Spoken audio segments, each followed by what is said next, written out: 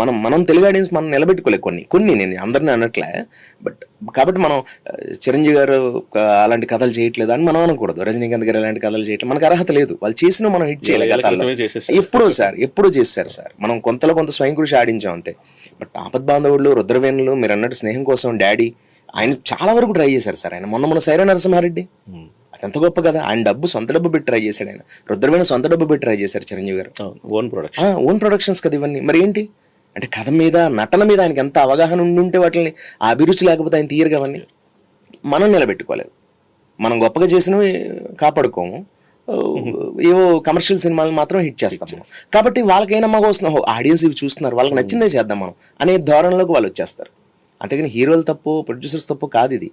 ఇప్పుడు జగదేగురులో దోస్తుంది ఆడింది కాబట్టి బోల్డ్ వచ్చే తర్వాత సోషల్ మీడియా నిన్నగా మన కలికి వరకు వచ్చేయండి. కారణం ఏంటి? మీరు ఆడించారు కాబట్టి. అంతే కదా. ప్రేమగా మాట్లాడుతూ నువ్వు ఇంకో మాట మాట్లాడతావు, నేను ప్రేమగా మాట్లాడి నువ్వు విసుకుంటే నీ దగ్గరికి రాను నేను. అంతే. హీరో కూడా అంతే, ఆడియన్ కూడా అంతే, సినిమా కూడా అంతే. నీ దగ్గరికి మళ్ళీ అలాంటి సినిమా రావు మేము. నువ్వు గొప్ప సినిమాని శంకరాభరణం ఆదరించారు కాబట్టే దాని వాల్యూ అలా. దాని తర్వాత ఎన్నో సినిమాలు తీసేయడం, సప్తపది, శృతిరేలు, స్వాతిముత్యం, సోకాళ్ళు, సాగర సంగమం అంటూ. మనం reflection, anything is reflection on this earth అంతే.